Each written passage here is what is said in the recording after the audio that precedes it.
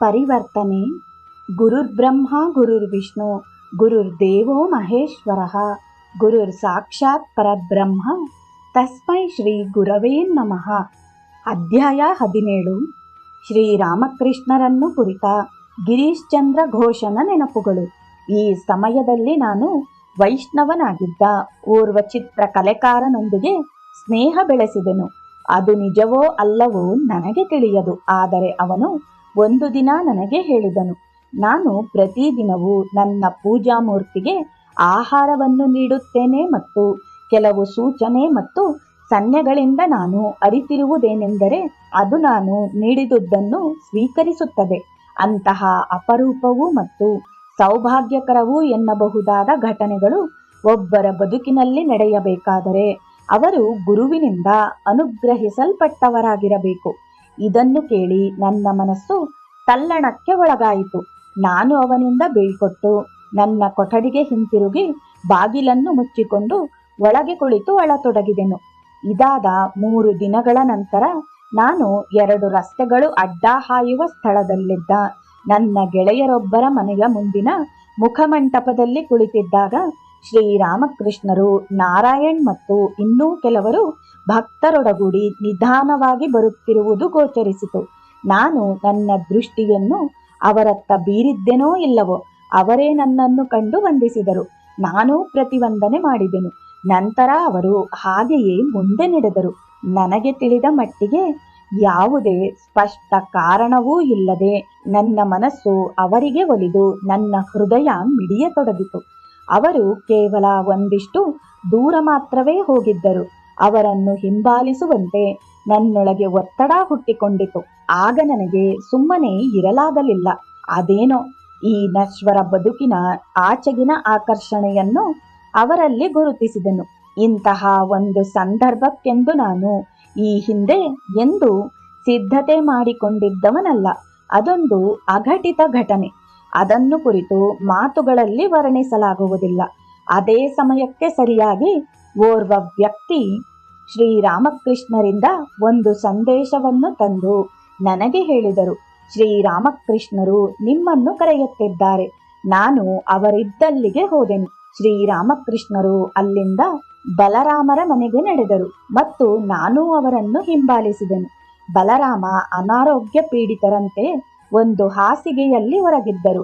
ಅವರು ಶ್ರೀರಾಮಕೃಷ್ಣರನ್ನು ಕಂಡುದೇ ತಡ ಕೂಡಲೇ ಎದ್ದು ಭಕ್ತಿಯಿಂದ ಅವರ ಪಾದಕ್ಕೆ ಸಾಷ್ಟಾಂಗ ವಂದನೆಗೈದರು. ಅವರೊಂದಿಗೆ ಶ್ರೀರಾಮಕೃಷ್ಣರು ಒಂದೆರಡು ಮಾತುಗಳನ್ನು ಆಡಿದ ಬಳಿಕ ಇದ್ದಕ್ಕಿದ್ದಂತೆ ಹೀಗೆ ಉದ್ಗರಿಸಿದರು, ನಾನು ಸರಿಯಾಗಿದ್ದೇನೆ. ಇಷ್ಟನ್ನು ಹೇಳಿದ ಅವರು ಕೂಡಲೇ ತಮ್ಮ ಭಾವ ಸಮಾಧಿಗೆ ಜಾರಿದರು. ಇದು ನನಗೆ ಕೊಂಚ ವಿಚಿತ್ರವೆನಿಸಿತು. ಈ ಸ್ಥಿತಿಯಲ್ಲೇ ಅವರು ಸ್ವಲ್ಪ ಹೊತ್ತು ಇದ್ದು ನಂತರ ತಮ್ಮ ಸ್ವಾಭಾವಿಕ ಸ್ಥಿತಿಗೆ ಮರಳಿದರು.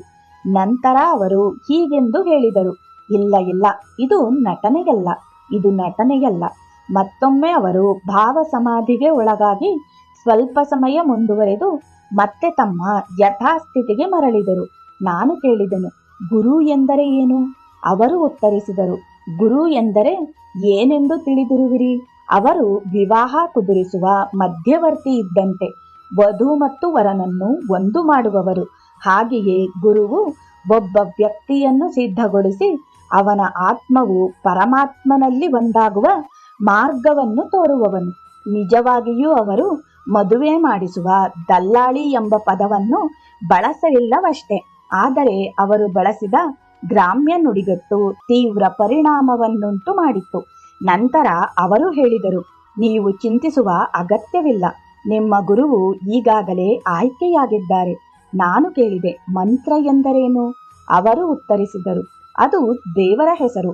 ಅದಕ್ಕೆ ಅವರು ಈ ಕೆಳಗಿನ ಒಂದು ಕಥೆಯನ್ನು ಹೇಳಿದರು. ಪ್ರತಿದಿನ ಮುಂಜಾನೆಯೇ ರಮಾನಂದರು ಗಂಗಾ ನದಿಯಲ್ಲಿ ಸ್ನಾನ ಮಾಡುತ್ತಿದ್ದರು. ನದಿಯ ಸ್ನಾನಘಟ್ಟದ ಮೆಟ್ಟಿಲುವೊಂದರ ಮೇಲೆ ಕಬೀರ್ ಎಂಬ ಹೆಸರಿನ ಓರ್ವ ನೀಗಿಯವನು ಮಲಗಿದ್ದನು. ಆ ದಿನ ರಮಾನಂದರು ಮೆಟ್ಟಿಲುಗಳನ್ನು ಇಳಿದು ನದಿಯ ಹತ್ತಿರಕ್ಕೆ ಬರುವಾಗ ಅವರ ಪಾದ ಆಕಸ್ಮಿಕವಾಗಿ ಕಬೀರನಿಗೆ ತಾಕಿತು. ಎಲ್ಲರಲ್ಲಿಯೂ ದೇವರಿದ್ದಾನೆಂದು ತಿಳಿದಿದ್ದ ರಮಾನಂದರು ಕೂಡಲೇ ರಾಮ ಎಂಬ ಪದವನ್ನು ಅನೈಚ್ಛಿಕವಾಗಿ ನುಡಿದರು. ಈ ಪದವನ್ನು ಓರ್ವ ಮಹಾತ್ಮರ ಬಾಯಿಂದ ಬಂದುದನ್ನು ಕೇಳಿದ ಕಬೀರ ಅದನ್ನೇ ಮಂತ್ರವೆಂದು ಸ್ವೀಕರಿಸಿ ಅದನ್ನೇ ಜಪಿಸುತ್ತಾ ದೇವರ ಸಾಕ್ಷಾತ್ಕಾರ ಮಾಡಿಕೊಂಡರು. ನಂತರ ಮಾತುಗಳು ರಂಗಭೂಮಿಯತ್ತ ಹೊರಳಿ ಅವರು ಹೇಳಿದರು, ನಾನು ನಿಮ್ಮ ನಾಟಕವನ್ನು ಬಹಳವಾಗಿ ಮೆಚ್ಚಿದೆನು. ಜ್ಞಾನ ಸೂರ್ಯ ಅವನ ಬೆಳಕನ್ನು ನಿನ್ನ ಮೇಲೆ ಚೆಲ್ಲಲು ಆರಂಭಿಸಿದ್ದಾನೆ. ನಿನ್ನ ದೇಹ ಮನಸ್ಸುಗಳಿಗೆ ಅಂಟಿರುವ ಎಲ್ಲ ಕಲ್ಮಶವೂ ತೊಳೆದು ಹೋಗುತ್ತದೆ. ಸದ್ಯದಲ್ಲೇ ನಿನ್ನೊಳಗೆ ಭಗವದ್ಭಕ್ತಿ ಮೊಳಕೆಯೊಡೆದು ನಿನ್ನ ಜೀವನದಲ್ಲಿ ಸುಖ, ಶಾಂತಿ ಮತ್ತು ನೆಮ್ಮದಿಗಳು ಸಿಹಿಯ ರುಚಿಯನ್ನು ತೋರಲಿವೆ. ಆಗ ನಾನು ಅವರಿಗೆ ಹೇಳಿದ್ದೆಂದರೆ, ನನ್ನಲ್ಲಿ ಅಂತಹ ಯಾವ ಗುಣಗಳೂ ಇಲ್ಲವೆಂದು ಮತ್ತು ಆ ನಾಟಕವನ್ನು ಕೇವಲ ಹಣ ಸಂಪಾದನೆಗೆಂದಷ್ಟೇ ಬರೆದೆನೆಂದೂ ತಿಳಿಸಿದೆನು. ಅವರು ಸ್ವಲ್ಪ ಮೌನ ತಾಳಿದರು. ನಂತರ ಅವರು ಹೇಳಿದರು, ನೀವು ನನ್ನನ್ನು ನಿಮ್ಮ ರಂಗಮಂದಿರಕ್ಕೆ ಕರೆದುಕೊಂಡು ಹೋಗಿ ನನಗೆ ಮತ್ತೊಂದು ನಾಟಕವನ್ನು ನೋಡಲು ಅವಕಾಶವಿಯ್ಯುತ್ತೀರಾ? ನಾನು ಹೇಳಿದೆನು, ಆಗಬಹುದು, ನೀವು ಎಂದು ಬೇಕಾದರೂ ಬರಬಹುದು. ಅದಕ್ಕೆ ಅವರು, ನೀವು ನನ್ನಿಂದ ಹಣ ಪಡೆಯಬೇಕು. ನಾನು ಹೇಳಿದೆನು, ಆಗಬಹುದು, ನೀವು 8 ಆಣೆ ಕೊಡಬಹುದು. ಶ್ರೀರಾಮಕೃಷ್ಣರು ಹೇಳಿದರು, ಅದು ನನ್ನನ್ನು ಮಹಡಿಯ ಮೇಲೆ ಕೂರಲು ಅವಕಾಶ ಕೊಡುವುದಾದರೆ ಅದು ಬಹಳ ಗದ್ದಲದ ಸ್ಥಳ. ಅದಕ್ಕೆ ನಾನು ಹೇಳಿದೆ, ಇಲ್ಲ ಇಲ್ಲ, ಅಲ್ಲಿಗೆ ನೀವು ಹೋಗಬೇಕಾಗಿಲ್ಲ. ಕಳೆದ ಬಾರಿ ನೀವು ಕುಳಿತಿದ್ದ ಸ್ಥಳದಲ್ಲೇ ಕುಳಿತುಕೊಳ್ಳಿರಿ. ಅವರು ಹೇಳಿದರು, ಹಾಗಾದರೆ ನೀವು ನನ್ನಿಂದ 1 ರೂಪಾಯಿ ತೆಗೆದುಕೊಳ್ಳಬೇಕು. ನಾನು ಹೇಳಿದೆ, ಆಗಬಹುದು, ನೀವು ಹೇಳಿದಂತೆಯೇ ಆಗಲಿ. ಇದರೊಂದಿಗೆ ನಮ್ಮ ಮಾತು ಮುಗಿದವು. ಇದಾದ ಕೂಡಲೇ ನಾನು ಮತ್ತು ಹರಿಪಾದ ಶ್ರೀರಾಮಕೃಷ್ಣರಿಗೆ ವಂದನೆ ಸಲ್ಲಿಸಿ ಬಲರಾಮ್ ಮನೆಯಿಂದ ಹೊರಗೆ ಬಂದೆವು. ದಾರಿಯಲ್ಲಿ ನನ್ನನ್ನು ಹರಿಪಾದ ಕೇಳಿದನು. ಅವರನ್ನು ಕಂಡು ನಿಮಗೆ ಏನನ್ನಿಸಿತು? ನಾನು ಉತ್ತರಿಸಿದೆ, ಅವರು ಬಹುದೊಡ್ಡ ಸಂತರು. ಆಗ ನನ್ನ ಹೃದಯ ಮಾತುಗಳ ಮೂಲಕ ವ್ಯಕ್ತಪಡಿಸಲಾಗದಂತಹ ಸಂತೃಪ್ತಿಯಿಂದ ತುಂಬಿಕೊಂಡಿತ್ತು. ಆಗ ನನಗೆ ಅನಿಸಿದ್ದೆಂದರೆ, ಓರ್ವ ಗುರುವಿಗಾಗಿ ಮಾಡುತ್ತಿದ್ದ ನನ್ನ ಹುಡುಕಾಟ ಕೊನೆಗೊಂಡಿತು ಎಂದು. ಶ್ರೀರಾಮಕೃಷ್ಣರು ನನ್ನ ಗುರುವು ಯಾರೆಂಬುದು ಆಗಲೇ ಆಯ್ಕೆಯಾಗಿದೆ ಎಂದು ತಿಳಿಸಲಿಲ್ಲವೇನೋ? ಗುರುವನ್ನು ಕುರಿತಂತೆ ನನ್ನ ಹಿಂದಿನ ಆಕ್ಷೇಪಗಳನ್ನು ನೆನಪಿಗೆ ತಂದುಕೊಂಡು ಒಂದು ಹಿನ್ನೋಟ ಬೀರಿದಾಗ ಅದರ ಹಿಂದೆ ನನ್ನ ಮುಂಚಿನ ವಿಚಾರವಾದ ಅಡ್ಡಿ ಮಾಡುತ್ತಿತ್ತೆಂದು ಅಂದುಕೊಂಡೆನು. ನಾನು ಮುಂಚೆ ಅಂದುಕೊಳ್ಳುತ್ತಿದ್ದುದೆಂದರೆ, ಅದೇನು ಮಹಾ, ಗುರುವೂ ಸಹ ಒಬ್ಬ ಮನುಷ್ಯನೇ ತಾನೇ, ಹಾಗೆಯೇ ಶಿಷ್ಯನೂ ಮನುಷ್ಯನೇ. ಒಬ್ಬ ವ್ಯಕ್ತಿ ಮತ್ತೊಬ್ಬರ ಮುಂದೆ ಕೈ ಜೋಡಿಸಿಕೊಂಡು ನಿಂತು ಗುಲಾಮನ ಹಾಗೆ ಅವರನ್ನು ಏಕೆ ಹಿಂಬಾಲಿಸಬೇಕು? ಆದರೆ ಕಾಲ ಕಳೆದಂತೆ ಶ್ರೀರಾಮಕೃಷ್ಣರ ಮುಂದೆ ನನ್ನ ಅಹಂಕಾರ ಕಳಚಿಬಿದ್ದು ಮಣ್ಣ ಹುಡಿಯಾಯಿತು. ರಂಗಮಂದಿರದಲ್ಲಿ ನನ್ನನ್ನು ಕಂಡ ಕೂಡಲೇ ಅವರೇ ನನಗೆ ವಂದನೆ ಸಲ್ಲಿಸಿದರು. ಅಂತಹ ಮಹನೀಯರ ಮುಂದೆ ನನ್ನ ಅಹಂಕಾರವಾದರೂ ಹೇಗೆ ಉಳಿದು ನಿಲ್ಲುತ್ತದೆ? ಅವರ ನೆನಪು ನನ್ನ ಮನಸ್ಸಿನ ಮೇಲೆ ಎಂದಿಗೂ ಅಳಿಸಿ ಹೋಗದಂತೆ ಅಚ್ಚೊತ್ತಿದೆ. ಬಲರಾಮ್ ಅವರ ಮನೆಯಲ್ಲಿ ಅವರೊಂದಿಗೆ ನನ್ನ ಸಂದರ್ಶನ ಮುಗಿದ ಕೆಲವು ದಿನಗಳ ನಂತರ ನಾನು ರಂಗಮಂದಿರದ ಪ್ರಸಾಧನಾ ಕೊಠಡಿಯಲ್ಲಿ ಕುಳಿತಿದ್ದಾಗ ಒಬ್ಬ ಭಕ್ತರು ಆತುರಾತುರವಾಗಿ ಒಳಬಂದು ಉದ್ವೇಗದಿಂದ ಹೇಳಿದರು, ಶ್ರೀರಾಮಕೃಷ್ಣರು ಆಗಮಿಸಿ ಗಾಡಿಯಲ್ಲಿ ಕುಳಿತಿದ್ದಾರೆ. ನಾನು ಉತ್ತರಿಸಿದೆ, ಒಳ್ಳೆಯದು, ಅವರನ್ನು ಕರೆದುಕೊಂಡು ಹೋಗಿ ವಿಶೇಷ ಆಸನದಲ್ಲಿ ಕೂರಿಸಿ. ಅದಕ್ಕೆ ಆ ಭಕ್ತರು ಹೇಳಿದರು, ನೀವೇ ವೈಯಕ್ತಿಕವಾಗಿ ಬಂದು ಅವರನ್ನು ಸ್ವಾಗತಿಸಿ ಒಳಗೆ ಕರೆದೊಯ್ಯಬಹುದಲ್ಲವೇ? ನಾನು ಕೊಂಚ ಬೇಸರದಿಂದ ಅವರಿಗೆ ನನ್ನ ಅಗತ್ಯವಿದೆಯೇನು, ಅವರೇ ಅಲ್ಲಿಗೆ ಹೋಗಲಾರರೇನು ಎಂದೆ. ಆದರೂ ನಾನು ಅವರಿದ್ದಲ್ಲಿಗೆ ಹೋದೆನು. ಅವರು ಗಾಡಿಯಿಂದ ಆಗಷ್ಟೇ ಇಳಿಯುತ್ತಿದ್ದರು. ಅವರ ಪ್ರಕಾಶಮಾನವಾದ ದಿವ್ಯ ಮುಖವನ್ನು ಕಂಡ ಕೂಡಲೇ ನನ್ನ ಹೃದಯ ಕರಗಿತು. ನನ್ನನ್ನು ನಾನೇ ತುಚ್ಛೀಕರಿಸಿಕೊಂಡೆನು. ನನ್ನ ಸಣ್ಣತನ ಈಗಲೂ ನನ್ನನ್ನು ಕೊರೆಯುತ್ತಿದೆ. ಈ ಮಧುರವೂ ಸುಭಗವೂ ಆದ ಈ ದಿವ್ಯ ಚೇತನವನ್ನು ಸ್ವಾಗತಿಸಲು ಹಿಂದೇಟು ಹಾಕಿದನಲ್ಲ. ನಂತರ ನಾನು ಅವರನ್ನು ಮಹಡಿಯ ಮೇಲಕ್ಕೆ ಮುಂದಾಗಿ ನಿಂತು ಕರೆದೊಯ್ದೆನು. ಅವರು ಕುಳಿತ ಮೇಲೆ ಅವರ ಪಾದಗಳನ್ನು ಸ್ಪರ್ಶಿಸಿ ವಂದಿಸಿದೆನು. ಹೀಗೆ ಏಕೆ ಮಾಡಿದೆನೆಂದು ಈಗಲೂ ನನಗೆ ಅರ್ಥವಾಗುತ್ತಿಲ್ಲ. ಆದರೆ ಆ ಸಮಯದಲ್ಲಿ ನನ್ನ ಆಂತರ್ಯದಲ್ಲಿ ಊಹಿಸಲಾಗದ ಪರಿವರ್ತನೆಯಾಗಿತ್ತು. ನಾನೊಬ್ಬ ಬೇರೆಯೇ ವ್ಯಕ್ತಿಯಾಗಿದ್ದೆನು. ಅವರಿಗೆ ನಾನು ಒಂದು ಗುಲಾಬಿ ಹೂವನ್ನು ನೀಡಿದೆನು. ಅದನ್ನು ಅವರು ಸ್ವೀಕರಿಸಿದರು. ಮತ್ತೆ ಅದನ್ನೇ ನನಗೆ ಹಿಂತಿರುಗಿ ವಾಪಸ್ಸು ಕೊಡುತ್ತಾ, ದೇವರು ಅಥವಾ ಒಬ್ಬ ಸೊಗಸುಗಾರನಷ್ಟೇ ಹೂ ಸ್ವೀಕರಿಸಲು ಅರ್ಹ, ಇದರಿಂದ ನಾನೇನು ಮಾಡಲಿ ಎಂದು ಹೇಳಿದರು. ದ ಸ್ಟಾರ್ ರಂಗಮಂದಿರದ 2ನೇ ಮಹಡಿಯಲ್ಲಿ ಒಂದು ವಿಶೇಷವಾದ ಕೊಠಡಿಯಿತ್ತು. ಅದು ಸಿರಿವಂತ ಪ್ರೇಕ್ಷಕರು ನಾಟಕದ ಸಿದ್ಧತಾ ಸಮಯದಲ್ಲಿ ಬಂದು ಕೂರಲು ತೆರೆದಿರುತ್ತಿತ್ತು. ಶ್ರೀರಾಮಕೃಷ್ಣರು ಅಲ್ಲಿಗೆ ಆಗಮಿಸಿದರು ಮತ್ತು ಅವರ ಹಲವರು ಭಕ್ತರು ಅವರೊಂದಿಗೆ ಕೂಡಿಕೊಂಡರು. ಅವರು ನನ್ನೊಂದಿಗೆ ಸಂಭಾಷಣೆಯಲ್ಲಿ ತೊಡಗಿದರು. ನಾನು ಆಸಕ್ತಿಯಿಂದ ಕೇಳುತ್ತಿರುವಂತೆ ಅವರು ಹಲವು ವಿಚಾರಗಳ ಮೇಲೆ ಮಾತಿಗೆ ತೊಡಗಿದ್ದರು. ನನ್ನಲ್ಲಿ ನನಗೇ ಅರಿವಾಗದಂತೆ ಆಧ್ಯಾತ್ಮ ಪ್ರವಾಹ ಹುಟ್ಟಿಕೊಂಡು ಪಾದದಿಂದ ಮೇಲಕ್ಕೆ, ಮಸ್ತಕದವರೆಗೂ ಮತ್ತು ಮಸ್ತಕದಿಂದ ಕೆಳಕ್ಕೆ ಹೆಜ್ಜೆಯವರೆಗೂ ಹರಿಯಲಾರಂಭಿಸಿತು. ಇದ್ದಕ್ಕಿದ್ದಂತೆಯೇ ಶ್ರೀರಾಮಕೃಷ್ಣರು ಹೊರಜಗತ್ತಿನ ಪ್ರಜ್ಞೆಯನ್ನು ಕಳೆದುಕೊಂಡು ಭಾವ ಸಮಾಧಿಗೆ ಒಳಗಾಗಿ ಅದೇ ಸ್ಥಿತಿಯಲ್ಲಿ ಓರ್ವ ತರುಣ ಭಕ್ತರೊಂದಿಗೆ ಮಾತಿಗಾರಂಭಿಸಿದರು. ಕೆಲವು ವರ್ಷಗಳ ಹಿಂದೆ ಒಬ್ಬ ದುಷ್ಟ ವ್ಯಕ್ತಿ ಅವರನ್ನು ಕುರಿತು ಅವಹೇಳನ ಮಾಡಿದ ಮಾತುಗಳನ್ನು ಕೇಳಿದ್ದೆನು. ತಕ್ಷಣ ಆ ಮಾತುಗಳು ನನಗೆ ನೆನಪಿಗೆ ಬಂತು. ಆ ಸಮಯಕ್ಕೆ ಸರಿಯಾಗಿ ಶ್ರೀರಾಮಕೃಷ್ಣರ ಭಾವ ಸಮಾಧಿ ಕೊನೆಗೊಂಡು ಅವರ ಮನಸ್ಥಿತಿ ಬದಲಾಯಿತು. ನನ್ನ ಕಡೆ ಬೆರಳು ಮಾಡಿ ತೋರುತ್ತಾ ಹೇಳಿದರು, ನಿಮ್ಮ ಹೃದಯದಲ್ಲೀಗ ಕೆಟ್ಟ ಆಲೋಚನೆ ತುಂಬಿಕೊಂಡಿದೆ. ನಾನು ಯೋಚಿಸಿದೆ, ಹೌದು, ನಿಜವಾಗಿಯೂ ಬೇಕಾದಷ್ಟು ಹಲವು ಬಗೆಯದ್ದು ತುಂಬಿಕೊಂಡಿದೆ. ಆದರೆ ಅವರು ಯಾವ ರೀತಿಯ ಕೆಟ್ಟ ಆಲೋಚನೆ ನನ್ನೊಳಗೆ ತುಂಬಿಕೊಂಡಿದೆ ಎಂಬುದನ್ನು ಸೂಚಿಸುತ್ತಿದ್ದಾರೆಂಬುದು ನನಗೆ ಅರ್ಥವಾಗಲಿಲ್ಲ.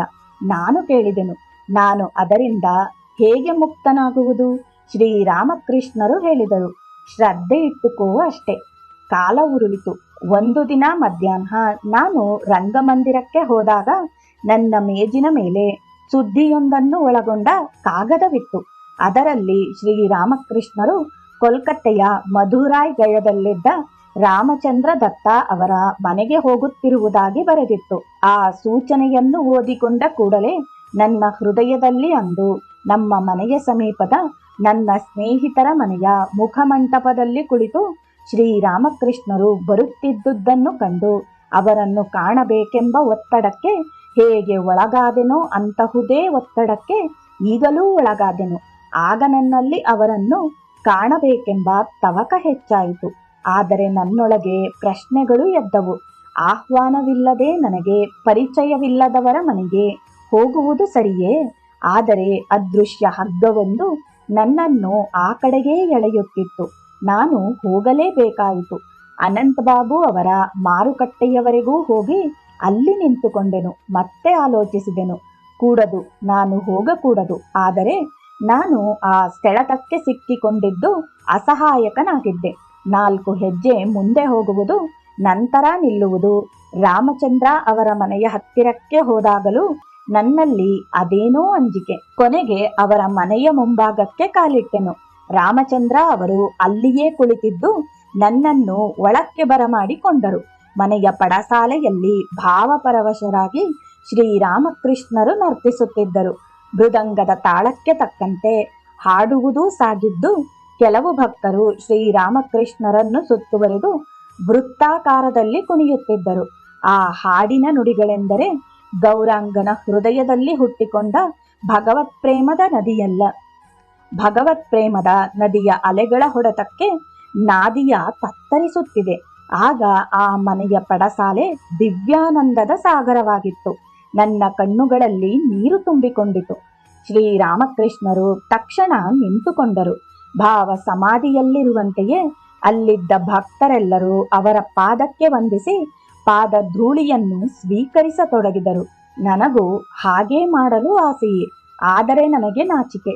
ನಾನು ಶ್ರೀರಾಮಕೃಷ್ಣರಲ್ಲಿಗೆ ಹೋಗಿ ಅವರ ಪಾದ ಧೂಳಿಯನ್ನು ಸ್ವೀಕರಿಸಿದೆನೆಂದು ಬೇರೆಯವರು ತಿಳಿದುಕೊಂಡು ಏನೆಂದಾರು ಎಂದು ಆಲೋಚಿಸುತ್ತಿದ್ದೆನು.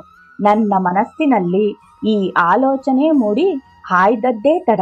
ಶ್ರೀರಾಮಕೃಷ್ಣರು ತಮ್ಮ ಸಮಾಧಿಯಿಂದ ಹೊರಬಂದು ಮತ್ತೊಮ್ಮೆ ನರ್ತನ ಮಾಡಲು ಶುರು ಮಾಡಿದರು. ಹಾಗೆ ನರ್ತಿಸುತ್ತಾ ನನ್ನ ಬಳಿಗೆ ಬಂದು ಹಾಗೆಯೇ ನಿಂತರು. ಮತ್ತೆ ಅದೇ ಸಮಾಧಿ ಸ್ಥಿತಿಗೆ ಒಳಗಾದರು. ಈಗ ನನ್ನ ಮನಸ್ಸಿನಲ್ಲಿ ಯಾವುದೇ ನಾಚಿಕೆ ಮತ್ತು ಹಿಂಜರಿಕೆ ಇಲ್ಲವಾಗಿ ಬಾಗಿ ಅವರ ಪಾದ ಸ್ಪರ್ಶ ಮಾಡಿದೆನು. ಅವರ ಪಾದಧೂಳಿಯನ್ನು ಸ್ವೀಕರಿಸಿದೆನು. ಸಂಗೀತ ಕಾರ್ಯಕ್ರಮ ಮುಗಿದ ನಂತರ ಶ್ರೀರಾಮಕೃಷ್ಣರು ಮನೆಯ ಹಾಲಿಗೆ ಆಗಮಿಸಿ ಕುಳಿತುಕೊಂಡರು. ನಾನೂ ಸಹ ಅವರನ್ನು ಹಿಂಬಾಲಿಸಿದೆನು. ನಂತರ ಅವರು ಮಾತಿಗೆ ತೊಡಗಿದರು. ನಾನು ಅವರನ್ನು ಕೇಳಿದೆನು, ನನ್ನೊಳಗಿನ ಕೆಟ್ಟತನ ನಿವಾರಣೆಯಾಗುತ್ತದೆಯೇ? ಅವರು ಹೇಳಿದರು, ಹೌದು, ಅದು ಹೊರಗೆ ಹೋಗುತ್ತದೆ. ಅದೇ ಪ್ರಶ್ನೆಯನ್ನು ನಾನು ಮತ್ತೆ ಕೇಳಿದೆ. ಅದಕ್ಕೆ ಅವರು ಅದೇ ಉತ್ತರವನ್ನು ಪುನರಾವರ್ತಿಸಿದರು. ನಾನು ಮತ್ತು ಒಂದು ಬಾರಿ ಕೇಳಿದೆ. ಅದಕ್ಕೆ ಅದೇ ಉತ್ತರ ನೀಡಿದರು. ಆದರೆ ಅವರ ಸನಿಹದ ಭಕ್ತರಾದ ಮನ್ಮೋಹನ್ ಮಿತ್ರ ನನಗೆ ಒರಟಾಗಿ ಹೇಳಿದರು, ಸಾಕು, ಅವರು ಆಗಲೇ ಉತ್ತರ ಹೇಳಿದ್ದಾರೆ. ಮತ್ತೆ ಮತ್ತೆ ಅದನ್ನೇ ಕೇಳಿ ಅವರನ್ನು ಏಕೆ ಹಿಂಸೆ ಮಾಡುತ್ತೀರಿ? ನಾನು ಅದಕ್ಕೆ ಸರಿಯಾದ ಉತ್ತರವನ್ನೇ ನೀಡಲು ಅವರ ಕಡೆಗೆ ತಿರುಗಿದೆನು. ಏಕೆಂದರೆ ನನ್ನನ್ನು ಟೀಕಿಸಿದವರಿಗೆ ನನ್ನ ಹರಿತವಾದ ನಾಲಿಗೆ ಸುಮ್ಮನೆ ಬಿಡುವಂತಹದ್ದಲ್ಲ. ಆದರೆ ನನ್ನನ್ನು ನಾನು ಸಂತೈಸಿಕೊಂಡು ಸುಮ್ಮನಾದೆನು. ಮನ್ಮೋಹನ್ ಅವರು ಸರಿ ಇರಬಹುದು. ಒಂದು ಬಾರಿ ಹೇಳಿದುದನ್ನು ಕೇಳಿ ನಂಬದವನು ಅದನ್ನೇ 100 ಬಾರಿ ಹೇಳಿದರೂ ಕೇಳಿಕೊಂಡು ನಂಬುವುದಿಲ್ಲ ಎಂದು ಆಲೋಚಿಸಿದೆನು. ನಂತರ ನಾನು ಶ್ರೀರಾಮಕೃಷ್ಣರಿಗೆ ವಂದಿಸಿ ರಂಗಮಂದಿರಕ್ಕೆ ಹಿಂತಿರುಗಿದೆನು. ಒಂದು ದಿನ ರಾತ್ರಿ ಚೆನ್ನಾಗಿ ಮದ್ಯಪಾನ ಮಾಡಿದ ಅಮಲಿನ ಸಂತೋಷದಲ್ಲಿ ನನ್ನ 2 ಮಿತ್ರರೊಂದಿಗೆ ಓರ್ವ ವೇಶ್ಯೆಯ ಮನೆಗೆ ಹೋಗಿದ್ದೆನು. ಆದರೆ ಆ ಕ್ಷಣವೇ ನನಗೆ ಶ್ರೀರಾಮಕೃಷ್ಣರನ್ನು ನೋಡಬೇಕು ಎಂಬ ಒತ್ತಡಕ್ಕೆ ಸಿಕ್ಕಿಕೊಂಡೆನು. ನಾನು ಮತ್ತು ಆ 2 ಮಿತ್ರರು ಒಂದು ಗಾಡಿಯನ್ನು ಬಾಡಿಗೆಗೆ ಗೊತ್ತು ಮಾಡಿಕೊಂಡು ದಕ್ಷಿಣೇಶ್ವರಕ್ಕೆ ಪ್ರಯಾಣಿಸಿದೆವು. ಆಗ ರಾತ್ರಿ ಬಹಳ ಸಮಯವೇ ಕಳೆದಿತ್ತು. ಎಲ್ಲರೂ ಗಾಢ ನಿದ್ರೆಯಲ್ಲಿ ಮುಳುಗಿದ್ದರು. ನಾವು 3 ಅಮಲಿನಲ್ಲಿ ತೂರಾಡುತ್ತಾ ತೊನೆದಾಡುತ್ತಾ ಶ್ರೀರಾಮಕೃಷ್ಣರ ಕೊಠಡಿಗೆ ಪ್ರವೇಶ ಮಾಡಿದೆವು. ಶ್ರೀರಾಮಕೃಷ್ಣರು ನನ್ನ 2 ಕೈಗಳನ್ನೂ ಹಿಡಿದುಕೊಂಡು ಭಾವ ಪರವಶತೆಯಲ್ಲಿ ಹಾಡುತ್ತಾ ಕುಣಿಯತೊಡಗಿದರು. ಆಗಷ್ಟೇ ನನಗೆ ವಿಚಾರವೊಂದು ತಲೆಯಲ್ಲಿ ಹಾದು ಹೋಯಿತು. ಇಲ್ಲೊಬ್ಬರು ಇದ್ದಾರೆ. ಇವರ ಪ್ರೀತಿ ಎಲ್ಲರನ್ನೂ ಒಳಗೊಂಡಿರುವಂಥದ್ದು. ನನ್ನಂತಹ ನೀಚನನ್ನೂ ಸೇರಿಸಿಕೊಂಡಂತೆ. ಅವನು ಎಂತಹ ನೀಚನೆಂದರೆ ಅವನ ಕುಟುಂಬವೇ ಅವನು ಈ ಸ್ಥಿತಿಯಲ್ಲಿರುವುದನ್ನು ಕಂಡು ಅಸಹ್ಯ ಪಡುವಂತಹ ನೀಚ. ನಿಜಕ್ಕೂ ಅವರು ಪರಮ ಪವಿತ್ರರು, ಸದ್ಭಕ್ತರ ಗೌರವಕ್ಕೆ ಪಾತ್ರರಾದವರು. ಇವರೇ ಪತಿತರನ್ನು ಪಾವನ ಮಾಡುವಂಥವರು. ಹೀಗೆ ಶ್ರೀರಾಮಕೃಷ್ಣರೊಂದಿಗಿನ ನನ್ನ ಸಂದರ್ಶನಗಳೂ ಆದ ನಂತರ ನನಗೆ ಆಶ್ಚರ್ಯವಾಗತೊಡಗಿತು. ಈ ವ್ಯಕ್ತಿಯಾದರೂ ಯಾರು? ನನ್ನೊಂದಿಗೆ ಇಷ್ಟು ಆತ್ಮೀಯವಾಗಿ ಮಾತನಾಡಿಕೊಂಡು ನನ್ನೊಳಗೆ ಇವರು ನನ್ನವರೇ ಎಂಬ ಭಾವನೆ ಸ್ಫುರಿಸುವಂತೆ ಮಾಡಿರುವ ಇವರು ಯಾರು? ನಾನು ನನ್ನ ಪಾಪಕೃತ್ಯಗಳಿಗೆ ಇನ್ನು ಹೆದರುವ ಅಗತ್ಯ ಬೇಕಿಲ್ಲ. ಇವರು ನನ್ನನ್ನು ಖಂಡಿಸುವ ವ್ಯಕ್ತಿಯಲ್ಲ. ಇವರು ನನ್ನನ್ನು ಈಗೀಗ ಗಮನಿಸಿ ನಾನು ಏನೆಂದು ತಿಳಿದುಕೊಂಡಿದ್ದರೂ ಅವರಲ್ಲಿ ನಾನು ಆತ್ಮ ನಿವೇದನೆ ಮಾಡಿಕೊಳ್ಳುವುದು ನನಗೆ ಒಳ್ಳೆಯದು ಎನ್ನಿಸುತ್ತದೆ. ನಾನು ಅವರ ಪಾದಗಳಲ್ಲಿ ಶರಣಾಗತನಾಗುವುದೇ ಸರಿ. ಏಕೆಂದರೆ ಅವರೊಬ್ಬರು ಮಾತ್ರವೇ ನನಗೆ ಶಾಂತಿಯನ್ನು ನೀಡಬಲ್ಲವರು. ನಾನು ದಕ್ಷಿಣೇಶ್ವರಕ್ಕೆ ಹೋದೆನು. ಆಗ ಶ್ರೀರಾಮಕೃಷ್ಣರು ತಮ್ಮ ಕೊಠಡಿಯ ದಕ್ಷಿಣದ ಮುಖಮಂಟಪದಲ್ಲಿ ಕುಳಿತುಕೊಂಡಿದ್ದರು. ಭವನಾಥೆಂಬ ತರುಣ ಶಿಷ್ಯರೊಬ್ಬರೊಂದಿಗೆ ಅವರು ಮಾತನಾಡುತ್ತಿದ್ದರು. ನಾನು ಶ್ರೀರಾಮಕೃಷ್ಣರ ಪಾದದ ಬಳಿ ಮಂಡಿಯೂರಿ ಕುಳಿತುಕೊಂಡು ನನ್ನ ಮನಸ್ಸಿನಲ್ಲಿಯೇ ಆ ಶ್ಲೋಕವನ್ನು ಹೇಳಿಕೊಂಡೆನು. ಗುರುವೇ ಬ್ರಹ್ಮನು, ಗುರುವೇ ಮಹಾವಿಷ್ಣುವು ಮತ್ತು ಗುರುವೇ ಮಹೇಶ್ವರನು, ದೇವರ ದೇವನೂ ಗುರುವೇ. ಅವರು ಹೇಳಿದರು, ನಾನು ನಿಮ್ಮನ್ನು ಕುರಿತೇ ಮಾತನಾಡುತ್ತಿದ್ದೆನು. ಈ ಮಾತುಗಳನ್ನು ನೀವು ನಂಬಲಾಗದಿದ್ದರೆ ಭವನಾಥ್ನನ್ನೇ ಬೇಕಾದರೆ ಕೇಳಿರಿ. ಸ್ವಲ್ಪ ಸಮಯದ ನಂತರ ಅವರು ನನಗೆ ಒಂದಿಷ್ಟು ಆಧ್ಯಾತ್ಮವನ್ನು ಕುರಿತು ಹೇಳಿದರು. ನಾನು ಅವರ ಮಾತನ್ನು ತಡೆದು ಹೇಳಿದೆನು, ನಾನು ಯಾವುದೇ ಉಪದೇಶಕ್ಕೆ ಕಿವಿ ಕೊಡುವವನಲ್ಲ. ನಾನೇ ಗಾಡಿಗಳಲ್ಲಿ ತುಂಬುವಷ್ಟನ್ನು ಬರೆದು ಗುಡ್ಡೆ ಹಾಕಿದ್ದೇನೆ. ಅದರಿಂದ ನನಗೇನು ಪ್ರಯೋಜನ? ನನ್ನ ಬದುಕನ್ನು ಪರಿವರ್ತನೆ ಮಾಡುವಂತಹುದ್ದೇನನ್ನಾದರೂ ಮಾಡಿರಿ. ನಾನು ಹೀಗೆಂದುದನ್ನು ಕೇಳಿ ಶ್ರೀರಾಮಕೃಷ್ಣರು ಬಹಳವೇ ಮೆಚ್ಚಿ ಹರ್ಷಿತರಾದರು. ಅವರ ಮೈದುನ ರಾಮ್ಲಾಲ್ ಅಲ್ಲಿಯೇ ಇದ್ದರು. ಶ್ರೀರಾಮಕೃಷ್ಣರು ಅವರಿಗೆ ಆ ಒಂದು ಸ್ತೋತ್ರವನ್ನು ಹೇಳುವಂತೆ ಸೂಚಿಸಿದರು. ಆ ಸ್ತೋತ್ರದ ಅರ್ಥ ಹೀಗಿದೆ: ಏಕಾಂತವನ್ನು ಅರಸಿ ಹೋಗಿ ಗುಹೆಯೊಂದರಲ್ಲಿ ಕುಳಿತು ಬಾಗಿಲನ್ನು ಮುಚ್ಚಿಕೊಳ್ಳಿ. ಅಲ್ಲಿ ಶಾಂತಿ ಇರುವುದಿಲ್ಲ. ಶಾಂತಿ ಎಂಬುದು ಎಲ್ಲಿ ನಂಬುಗೆ ಇರುತ್ತದೆಯೋ ಅಲ್ಲಿ ಇರುತ್ತದೆ. ನಂಬುಗೆಯೇ ಎಲ್ಲದರ ಮೂಲ. ಆಗ ಶ್ರೀರಾಮಕೃಷ್ಣರ ತುಟಿಗಳ ಮೇಲೆ ಮಂದ ನಗೆಯಾಡುತ್ತಿರುವುದನ್ನು ಕಂಡೆನು ಮತ್ತು ಆ ಕ್ಷಣದಲ್ಲಿ ನನ್ನ ಎಲ್ಲ ಮೈಲಿಗೆ ತೊಳೆದು ಹೋದಂತೆ ನನಗೆ ಭಾಸವಾಯಿತು ಮತ್ತು ಆ ಸಮಯದಲ್ಲಿ ಅಹಂಕಾರವೇ ತುಂಬಿಕೊಂಡಿರುತ್ತಿದ್ದ ನನ್ನ ತಲೆ ಶ್ರೀರಾಮಕೃಷ್ಣರ ಪಾದಗಳ ಮೇಲೆ ಬಾಗಿತ್ತು. ಅವರಲ್ಲಿ ನಾನು ಅಭಯಾಶ್ರಯವನ್ನು ಪಡೆದುಕೊಂಡೆನು. ನನ್ನೆಲ್ಲ ಭಯವೂ ಮಾಯವಾಗಿತ್ತು. ಆಗ ನಾನು ಅವರಿಗೆ ಸಾಷ್ಟಾಂಗ ನಮಸ್ಕಾರ ಮಾಡಿ ಮನೆಗೆ ಹಿಂತಿರುಗಲು ಎದ್ದೆನು. ಅವರು ನನ್ನೊಂದಿಗೆ ಉತ್ತರದ ಮುಖಮಂಟಪದವರೆಗೂ ನನ್ನ ಹಿಂದೆಯೇ ಬಂದರು. ಅಲ್ಲಿ ನಾನು ಅವರನ್ನು ಕೇಳಿದೆ, ನಾನೀಗ ನಿಮ್ಮ ಕೃಪಾ ಕಟಾಕ್ಷವನ್ನು ಪಡೆದವನಾಗಿದ್ದೇನೆ. ನಾನು ಈವರೆಗೂ ಏನು ವೃತ್ತಿಯನ್ನು ಮಾಡುತ್ತಿದ್ದೆನೋ ಅದನ್ನೇ ಮುಂದುವರಿಸಬಹುದೇನು? ಶ್ರೀರಾಮಕೃಷ್ಣರು ಉತ್ತರಿಸಿದರು, ಹೌದು, ಏಕೆ ಮುಂದುವರಿಸಬಾರದು? ಅವರ ಮಾತುಗಳನ್ನು ಕೇಳಿ ನನ್ನ ಮತ್ತು ರಂಗಭೂಮಿಯ ಸಂಬಂಧ ನನ್ನ ಆಧ್ಯಾತ್ಮ ಪ್ರಗತಿಗೆ ಅಡ್ಡಿಯಾಗುವುದಿಲ್ಲ ಎಂಬ ಭರವಸೆ ದೊರಕಿತು. ನನ್ನ ಹೃದಯ ಸಂತೋಷದಿಂದ ತುಂಬಿ ಹರಿಯಿತು. ನಾನು ಮತ್ತೊಮ್ಮೆ ಜನ್ಮವೆತ್ತಿ ಬಂದೇ ಎನಿಸಿತು. ನಾನು ಸಂಪೂರ್ಣ ಪರಿವರ್ತನೆಗೊಂಡ ಮನುಷ್ಯನಾದೆನು. ನನ್ನೊಳಗೆ ಯಾವುದೇ ಸಂದೇಹವಾಗಲಿ, ಸಂಶಯವಾಗಲಿ, ಸಂಘರ್ಷವಾಗಲಿ ಉಳಿಯಲಿಲ್ಲ. ದೇವರು ಎಂಬುದೇ ವಾಸ್ತವ. ಅವನೇ ನನಗೆ ಅಭಯಾಶ್ರಯ. ನಾನೀಗ ಈ ದೇವಮಾನವರಲ್ಲಿ ಆಶ್ರಯ ಪಡೆದಿದ್ದೇನೆ. ನಾನೀಗ ದೇವರ ಸಾಕ್ಷಾತ್ಕಾರವನ್ನು ಸುಲಭವಾಗಿ ಪಡೆಯಬಹುದು. ಈ ಬಗೆಯ ಆಲೋಚನೆಗಳು ನನ್ನ ಮೈಮನಗಳನ್ನು ಹಗಲು ರಾತ್ರಿ ಎನ್ನದೆ ಪುಳಕಗೊಳಿಸತೊಡಗಿದವು. ನಾನು ಎಚ್ಚರವಿರಲಿ ಅಥವಾ ಕನಸು ಕಾಣುತ್ತಿರಲಿ, ನನ್ನೊಳಗೆ ಅದೇ ಭಾವನೆಗಳ ಮೊರೆತ. ನನಗೆ ಭಯವೆಂಬುದಿಲ್ಲ. ನನ್ನನ್ನು ನಾನೇ ಕಂಡುಕೊಂಡೆನು. ಲೌಕಿಕ ಜಗತ್ತು ನನ್ನನ್ನು ಇನ್ನು ಮುಂದೆ ಬಂಧಿಸಲಾರದು. ನಾನೀಗ ಅತ್ಯಂತ ಭಯವುಂಟು ಮಾಡುವ ಆ ಸಾವಿಗೂ ಹೆದರುವುದಿಲ್ಲ. ಈ ನಡುವೆ ಶ್ರೀರಾಮಕೃಷ್ಣರು ನನ್ನನ್ನು ಕುರಿತು ಪ್ರೀತಿಯಿಂದ ತಮ್ಮ ಹಲವು ಭಕ್ತರೊಂದಿಗೆ ಮಾತನಾಡುತ್ತಾರೆಂಬ ಸಂಗತಿಯೂ ತಿಳಿಯಿತು. ಯಾರಾದರೂ ನನ್ನನ್ನು ಟೀಕಿಸಿದರೆ ಶ್ರೀರಾಮಕೃಷ್ಣರು ಏನು ಹೇಳುವರೆಂದರೆ, ಅದು ನಿಜವಲ್ಲ, ನಿಮಗೆ ತಿಳಿಯದು. ಅವರಲ್ಲೀಗ ಆದಾಮ್ಯ ನಂಬುಗೆ ತುಂಬಿದೆ. ಶ್ರೀರಾಮಕೃಷ್ಣರು ನನ್ನನ್ನು ನೋಡಲೆಂದೇ ದಕ್ಷಿಣೇಶ್ವರದಿಂದ ಸಿಹಿ ತಿಂಡಿಯೊಂದಿಗೆ ರಂಗಮಂದಿರಕ್ಕೆ ಆಗಾಗ ಬಂದು ದರ್ಶನವೀಯುವರು. ಮೊದಲು ಅವರು ಸಿಹಿ ತಿಂಡಿಯ ರುಚಿಯನ್ನು ನೋಡಿ ನಂತರ ನನಗೆ ಕೊಡುವರು. ಆ ಕ್ಷಣದಲ್ಲಿ ನನ್ನ ಮನಸ್ಥಿತಿ ಬೇರೆಯೇ ಆಗುವುದು. ಅವರ ಮುಂದೆ ನಾನು ಸಣ್ಣ ಮಗುವಿನಂತೆ ಪ್ರೀತಿಸುವ ತಂದೆ ತಾಯಿಯ ಮುಂದೆ ಇರುವಂತೆ ಅನುಭವವಾಗುತ್ತಿತ್ತು. ಒಂದು ದಿನ ನಾನು ದಕ್ಷಿಣೇಶ್ವರಕ್ಕೆ ಬಂದಾಗ ಶ್ರೀರಾಮಕೃಷ್ಣರು ಆಗಷ್ಟೇ ತಮ್ಮ ಮಧ್ಯಾಹ್ನದ ಊಟ ಮುಗಿಸುತ್ತಿದ್ದರು. ನನಗೆ ಅವರು ಸಿಹಿ ತಿಂಡಿಯನ್ನು ಪ್ರಸಾದವೆಂದೇ ನೀಡಿದರು. ಅದನ್ನು ನಾನು ಬಾಯಿಗೆ ಇಟ್ಟುಕೊಳ್ಳಬೇಕು. ಅಷ್ಟರಲ್ಲಿ ಅವರು ಹೇಳಿದರು, ತಡಿ, ನಾನೇ ನಿನಗೆ ತಿನ್ನಿಸುತ್ತೇನೆ. ನಂತರ ಅವರು ತಮ್ಮ ಕೈಯಿಂದಲೇ ಅದನ್ನು ನನ್ನ ಬಾಯಿಗೆ ಇಟ್ಟು ತಿನ್ನಿಸಿದರು. ನಾನಾಗ ಹಸಿದ ಮಗುವು ಮೈಮರೆತು ಗಬಗಬಾ ತಿನ್ನುವಂತೆ ತಿಂದೆನು. ನನಗೆ ನಾನೊಬ್ಬ ವಯಸ್ಕನೆಂಬುದೇ ಮರೆತು ಹೋಗಿತ್ತು. ಆಗ ನಾನೊಂದು ಮಗು ಮತ್ತು ಅದು ಈಗ ತಾಯಿಯ ಮುಂದೆ ಕುಳಿತು ಆಕೆಯಿಂದ ತುತ್ತು ಸ್ವೀಕರಿಸುತ್ತಿದೆ ಎನಿಸಿತು. ಆಗ ಯಾವ ಮಹಾತ್ಮನ ಅಮೃತ ಹಸ್ತದಿಂದ ನನ್ನ ತುಟಿಗಳಿಗೆ ಈಗ ಸ್ಪರ್ಶವಾಗುತ್ತಿದೆಯೋ ಅವೇ ತುಟಿಗಳು ಅದೆಷ್ಟೋ ಮೈಲಿಗೆ ಅಂಟಿದ ತುಟಿಗಳನ್ನು ಸ್ಪರ್ಶಿಸುತ್ತಿದ್ದವು ಎಂಬುದನ್ನು ನೆನಪಿಗೆ ತಂದುಕೊಂಡರೆ ನನ್ನ ಹೃದಯ ಪಶ್ಚಾತ್ತಾಪದ ಭಾವನೆಗಳಿಂದ ತುಂಬಿ ಬರುತ್ತದೆ. ಆಗ ನನಗೆ ನಾನೇ ಹೇಳಿಕೊಳ್ಳಬೇಕಾಗುತ್ತದೆ, ಅದು ನಿಜವಾಗಿಯೂ ನಡೆಯಿತೆ ಅಥವಾ ಇದೇನು ಕನಸೇ? ನನಗೆ ಇಬ್ಬರು ಶ್ರೀರಾಮಕೃಷ್ಣರ ಭಕ್ತರು ಹೇಳಿದ್ದೆಂದರೆ, ಶ್ರೀರಾಮಕೃಷ್ಣರ ದಿವ್ಯ ದೃಷ್ಟಿಯಲ್ಲಿ ನಾನು ಓರ್ವ ಮಗುವೇ ಎಂದು.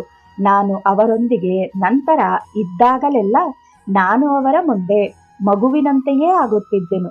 ಶ್ರೀರಾಮಕೃಷ್ಣರನ್ನು ನಾನು ಸಂಪೂರ್ಣವಾಗಿ ನಮ್ಮವರೇ ಎಂದು ಭಾವನಾತ್ಮಕವಾಗಿ ಸ್ವೀಕರಿಸಿದ್ದೇನಾದರೂ ನನ್ನ ಬದುಕಿನ ಹಳೆಯ ಗಾಯಗಳು ಅಷ್ಟು ಸುಲಭವಾಗಿ ವಾಸಿಯಾಗುವಂಥವುಗಳಾಗಿರಲಿಲ್ಲ.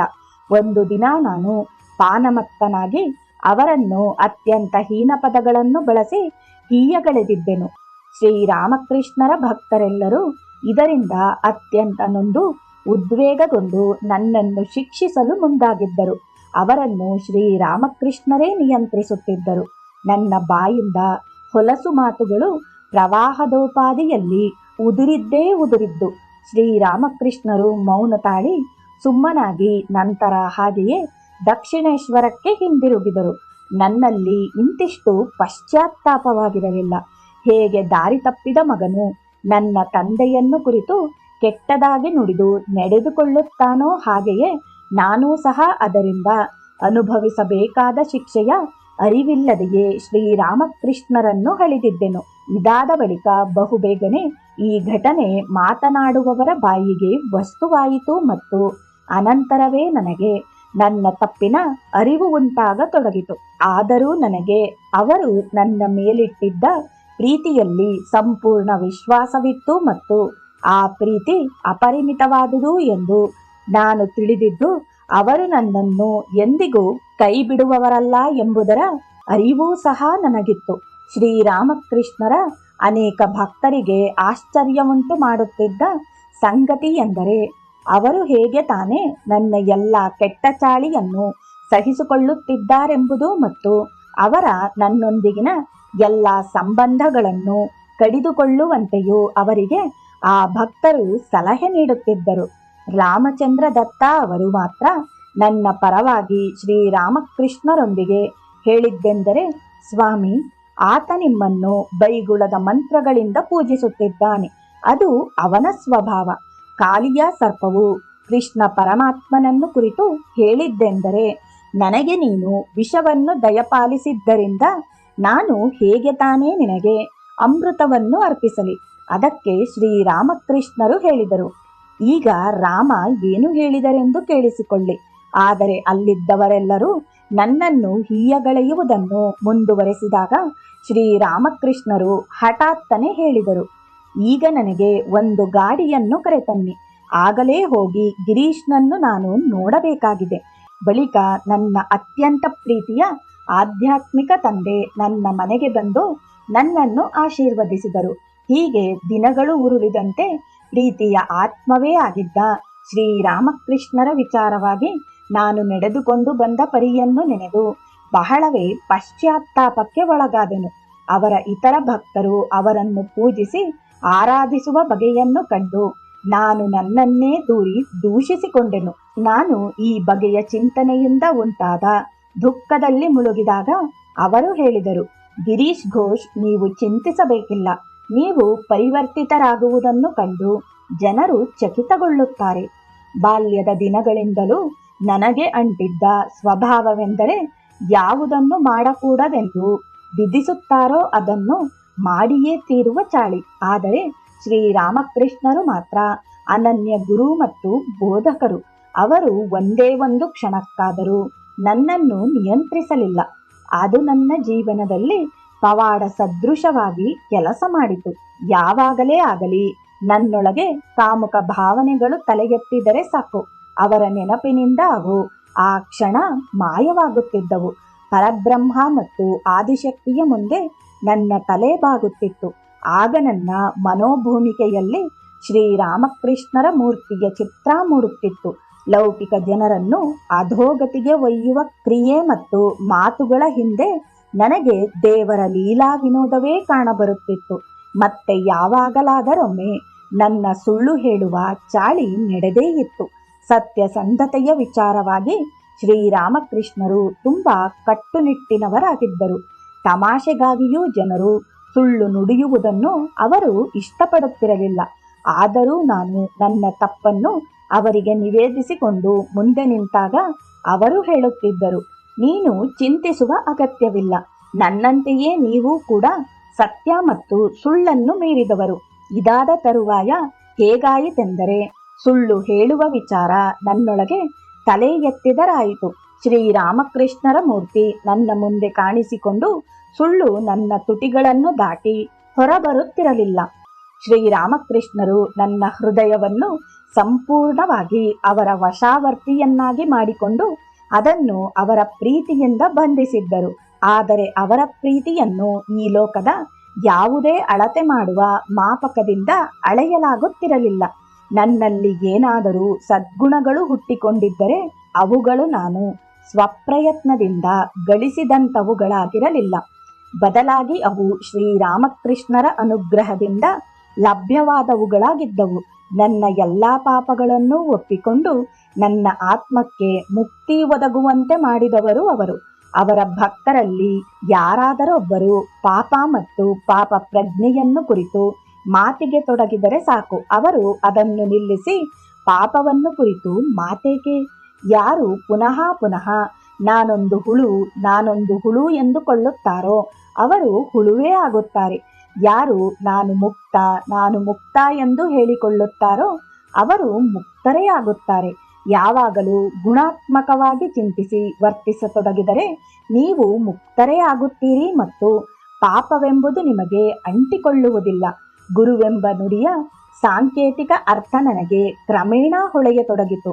ಅದೊಂದು ನಿಧಾನದ ಪ್ರಕ್ರಿಯೆ, ಅಂದರೆ ಅದರ ಪರಿಣಾಮ ಮಾತ್ರ ನಮ್ಮೊಳಕ್ಕೆ ಇಳಿದು ಬದಲಾವಣೆಯನ್ನು ಉಂಟು ಮಾಡುವಂಥದ್ದು. ನನಗೆ ಈಗ ಅರಿವಿಗೆ ಬಂದುದೆಂದರೆ ಗುರುವೇ ಸರ್ವಸ್ವವೆಂದು. ಅವರೇ ನನ್ನ ಒಳಗೂ ಮತ್ತು ಹೊರಗೂ. ಅವರಿಂದಾಗಿ ನನ್ನ ಬದುಕು ಸಾರ್ಥಕತೆಯನ್ನು ಪಡೆದುಕೊಂಡಿತು. ಹೀಗೆ ನನ್ನನ್ನು ಉದ್ಧಾರ ಮಾಡಿದ ಗುರುವಿಗೆ ನಾನು ಏನನ್ನು ಹಿಂತಿರುಗಿ ಕೊಡಲಿ? ಕುಡಿದ ಅಮಲಿನಲ್ಲಿ ಅವರನ್ನು ಬೈದು ಹೀಗಳೆದೆನು. ಅವರ ಸೇವೆ ಮಾಡುವ ಅವಕಾಶ ನನ್ನ ಪಾಲಿಗೆ ಬಂದಾಗ ಅದನ್ನು ಉದಾಸೀನದಿಂದ ತಳ್ಳಿ ಹಾಕಿದೆನು. ಆದರೆ ಇದಕ್ಕೆ ನಾನು ಪಶ್ಚಾತ್ತಾಪ ಪಡುವ ಅಗತ್ಯವಿಲ್ಲ. ನಾನು ಶಿಸ್ತಿನ ಜೀವನದಿಂದ ವಿಮುಖನಾಗುವ ಕ್ರಿಯೆಯಲ್ಲಿ ತೊಡಗಿರುವಂತೆಯೇ ನನಗೆ ಅರಿವಿಲ್ಲದಂತೆ ಶಿಸ್ತಿನ ಜೀವನಕ್ಕೆ ಒಳಪಟ್ಟೆನು. ಇದೆಲ್ಲ ಶ್ರೀ ಗುರುವಿನ ಅನುಗ್ರಹ. ಆ ಅನುಗ್ರಹ ಅನಂತ ಸಾಗರ. ಅಂತಹ ಅನುಗ್ರಹ ನನಗೆ ದೊರಕಿದ್ದು ನನ್ನ ಯೋಗ್ಯತೆಯನ್ನಾಧರಿಸಿಯಲ್ಲ. ತರ್ಕಕ್ಕೆ ನಿಲುಕದ ಪಾಪಿಗಳಿಗೂ ಸಂತರಿಗೂ ಧಾರಾಳವಾಗಿ ಅನುಗ್ರಹಿತವಾದ ಪ್ರೀತಿಯನ್ನು ಅವರು ನನಗೆ ದಯಪಾಲಿಸಿ ನನಗೆ ಅವರಲ್ಲಿ ಪ್ರೇಮ ಉಂಟಾಗುವಂತೆ ಕೃಪೆ ತೋರಿದರು. ಅವರಲ್ಲಿ ಆಶ್ರಯ ಪಡೆದ ನನಗೀಗ ಯಾವುದೇ ಭಯವಿಲ್ಲ. ಶ್ರೀರಾಮಕೃಷ್ಣರಿಗೆ ಜಯವಾಗಲಿ. ಜೈ ಶ್ರೀರಾಮಕೃಷ್ಣ.